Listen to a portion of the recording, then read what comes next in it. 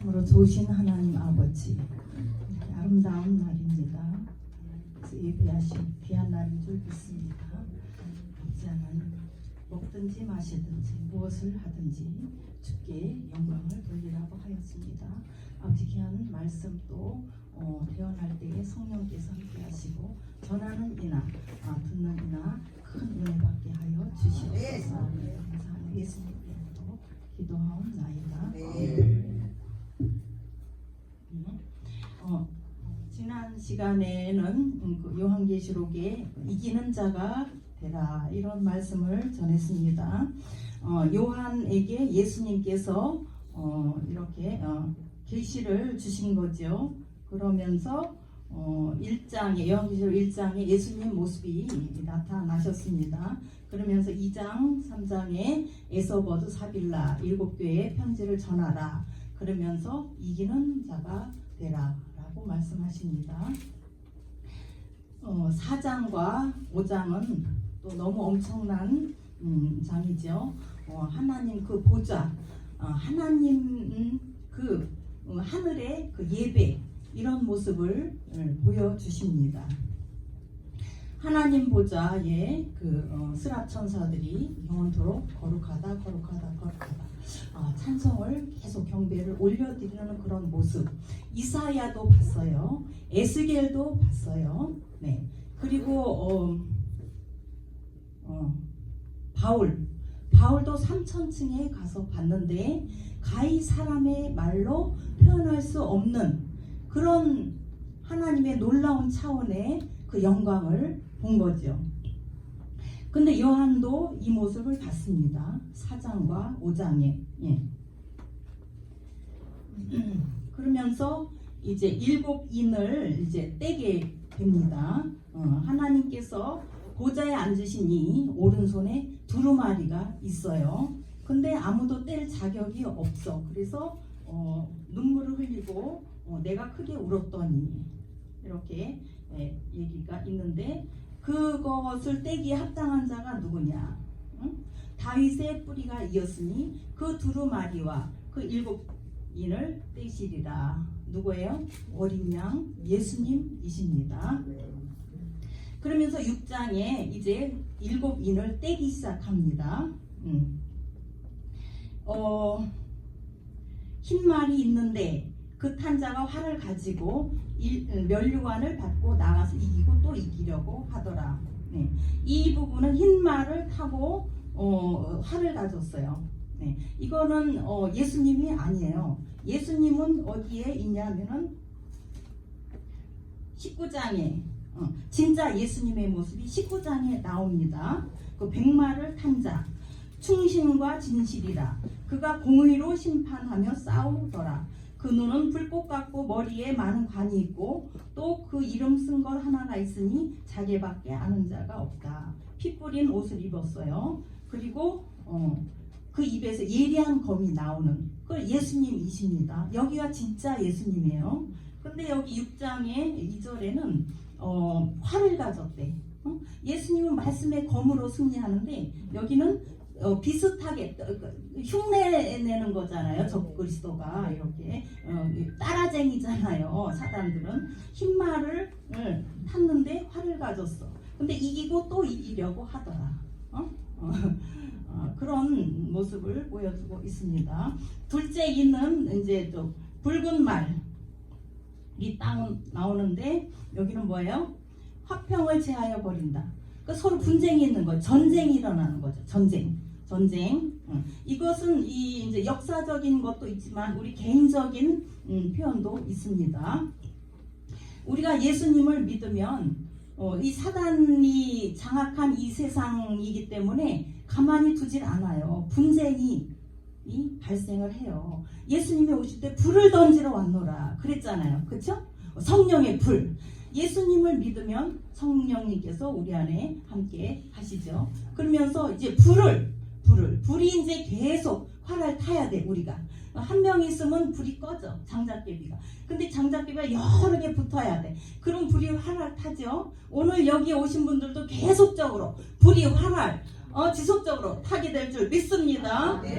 그랬는데 우리 주변에 친척이나 일가들이 볼 때에 우리가 영적으로 주님을 영접하고 이렇게 생명이 살았어.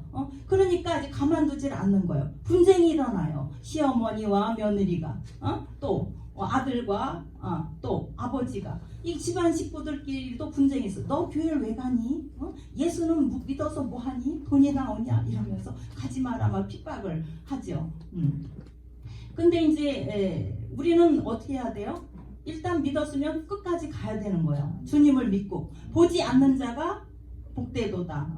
그래서 셋째인을 또 떼요. 또 떼는데 검은 말이 나오죠. 검은 말은 뭐야? 기근이야, 기근. 이렇게 이제 우리 인간의 삶에 또 기근이 들을 수가 있어요.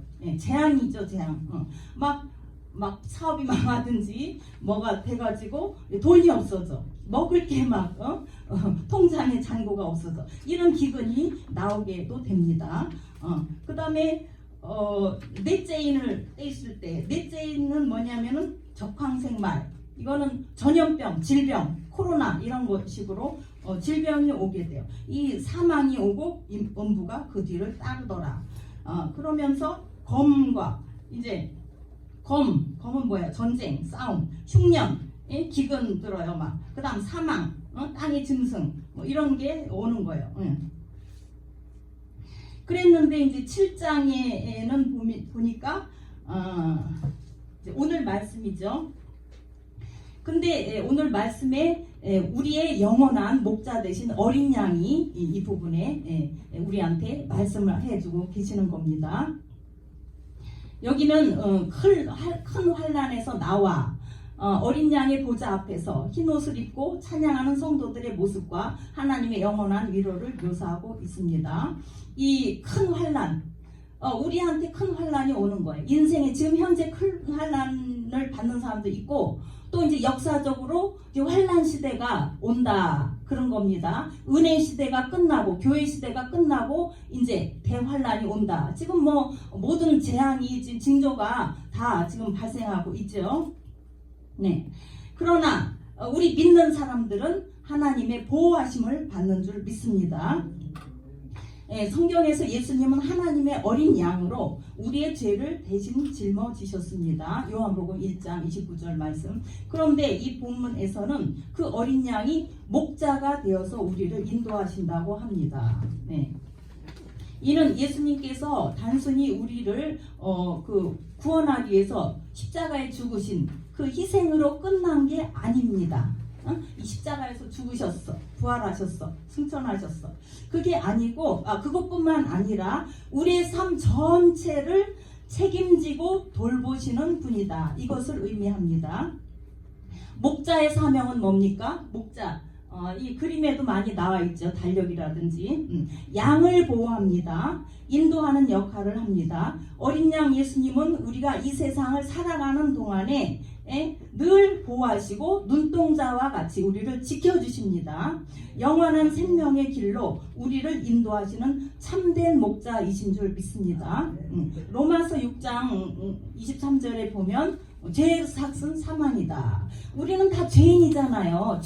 다 죄인이야. DNA에 다 아담과 하와 그 선악과를 따먹어서 죄가 들어온 거죠. 하나님과의 관계가 단절이 됐어. 그래서 내가 아무리 노력을 해도 하나님 그 영생을 몰라. 천국을 몰라. 근데 예수님께서 이 땅에 오셔서 자기의 몸을 찢어가지고 성소와 지성소 그게 쫙 찢어지고 자기 몸으로 피 흘리시고 찢어서 하나님과 우리를 화목되게 하셨습니다. 그러면서 하나님의 은사는 뭐냐? 예수 그리스도 안에서 영생이니라. 이런 말씀이 있습니다. 하나님께서 우리에게 주신 모든 각종 은사가 있어요. 뭐 예언의 은사, 뭐 치유의 은사 다 있는데 영생을 주는 그 은사가 가장 큰 은사인 줄 믿습니다. 우리는 영생을 받았습니다. 네. 16절은 성도들이 줄이지도 않고 다시 줄이지도 않는데요. 목마르지도 아니할 것이다.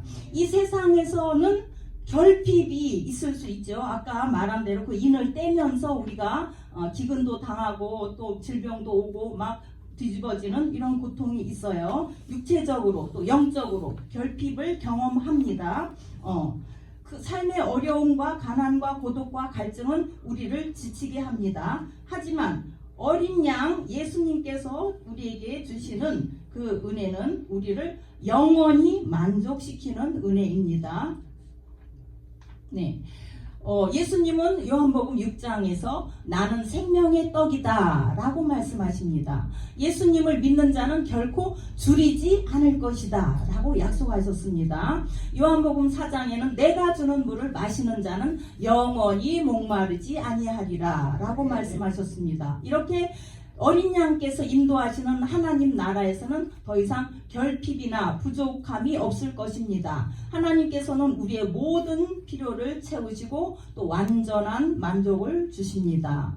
우리가 사도 바울도 뭐 가시가 있고 여러 가지 어려움이 있지만 가시를 제거해 주세요 기도를 했더니 하나님 은혜가 어떻게 내렸어요? 내 은혜가 내게 족하도다. 네, 우리가 은혜 속에 거하면 나의 결핍이나 주변의 핍박이나 나한테 너무 태산 같은 것들이 은혜로 다가오는 거예요. 그게 아무것도 아니게 되는 거예요. 예?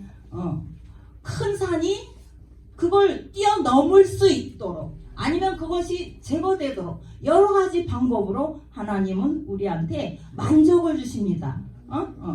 네. 그리고 또 해나 뜨거운 기운에 상하지 아니하리라 라고 말씀하십니다. 이 환란이 우리한테 오는데 환란의 상징으로 해, 뜨거운 기운, 이것은 이 땅에서 우리가 경험하는 어떤 어려움, 고난, 이것을 상징합니다. 때로 삶의 시련이 우리를 불같이 태우려 할 때가 있죠. 뭐 사업이 잘 됐는데 회장님인데 하루아침에 부도가 났어. 이런 경우도 있고 또 뭐 이혼의 위기가 있을 수 있어. 또 막 어느 날 사고를 당해가지고 막 그 중환자실에 입원을 해. 이런 것들이 다 해와 뜨거운 기운, 환란과 고난입니다. 그렇지만 하나님의 보호 아래 있는 자들은 그 고난 속에서도 상하지 않음을 약속하셨습니다. 네, 시편 121편 6절에는 낮의 해가 너를 상치 않고 밤의 달도 너를 해치 아니하리로다 라고 약속하셨습니다. 이렇게 하나님은 우리에게 영원한 보호를 약속하셨습니다. 어린 양 예수님께서 우리의 목자가 되시기에 우리는 더 이상 어떤 두려움이나 고통으로부터 상하지 않을 것입니다. 이는 단지 먼 미래의 약속이 아니라 지금 현재 이 땅에서 우리가 붙들고 누려야 할 평안의 약속입니다. 네, 생명수 샘으로 인도하시는 어린 양입니다. 17절에 어린 양께서 성도들을 생명수 샘으로 인도하신다고 말씀하십니다. 생명수는 하나님의 생명을 상징합니다. 이는 단순히 우리의 목마름을 해결하는 물이 아니라 영원히 충만한 생명을 약속하는 물입니다. 요한계시록 22장에서는 생명수 강이 보좌로부터 흘러나온다라고 말씀합니다. 하나님 나라에서 우리가 누리게 될 충만한 은혜를 묘사하고 있습니다. 생명수, 에스겔도 그렇죠. 그 성전에서 생수의 물이 흘러가지고 어디에 무릎까지, 발목, 그 다음에 무릎, 허리, 그 다음에 창일하게 되었더라. 이런 아주 충만한 그런 은혜를 하나님께서 부어주십니다. 우리의 목자가 되신 예수님은 단지 현재의 어려움을 해결해 주시는 분이 아니고 영원한 생명과 기쁨의 샘으로 인도하십니다. 이 약속은 우리가 지금의 삶을 믿음으로 견디며 살아갈 수 있는 힘이 됩니다. 또 마지막으로 이 본문에서 하나님께서 모든 눈물을 닦아주신다고 말씀합니다. 눈물은 뭘까요? 우리의 고통, 슬픔, 외로움, 이 땅에서 우리는 수없는 눈물을 흘립니다. 하지만 하나님은 우리의 모든 눈물을 닦아주시겠다고 약속하십니다. 이 말씀은 단순히 위로의 말씀이 아니라 우리의 고통이 완전히 끝나는 날이 올 것이라는 것을 말씀하고 있습니다. 하나님께서 우리의 눈물을 닦아주시는 장면은 천국에서 우리가 누리게 될 완전한 위로와 기쁨을 보여줍니다. 이 땅에서는 이해할 수 없는 고통 고통이 있어요. 왜 내가 이런 고통을 당할까? 그럴지라도 하나님 나라에서는 이 모든 것이 새로워질 줄 믿습니다. 네. 오늘 본문 7장 16절부터 17절 말씀은 우리에게 위로와 소망의 말씀입니다. 우리 어린 양 예수님은 우리의 영원한 목자가 되셔서 우리를 생명수 샘으로 인도하시고 모든 필요를 채워주십니다. 우리는 더 이상 줄이거나 목마르지 않고 고통과 환난 속에서도 상하지 않습니다. 무엇보다도 하나님께서 우리의 모든 눈물을 닦아주시고 영원한 평안을 허락하셨습니다. 이 약속을 믿으며 오늘도 어린 양 예수님을 따라 믿음으로 살아가는 복된 여러분들이 되기를 축원드립니다. 기도합니다. 사랑의 하나님, 오늘 우리에게 주신 말씀을 통해 어린 양 예수님이 우리의 목자가 되시고 영원한 생명과 위로를 약속하심에 감사를 드립니다. 이 세상에서의 어려움과 고난 속에서도 하나님의 보호하심과 생명수 샘의 은혜를 소망하게 하여 주옵소서. 우리의 모든 눈물을 닦아주실 그날을 바라보며 믿음으로 힘차게 승리로 살아가게 도와주시고 우리의 삶이 주님께 영광이 되게 하옵소서. 예수님의 이름으로 기도드리옵나이다. 아멘.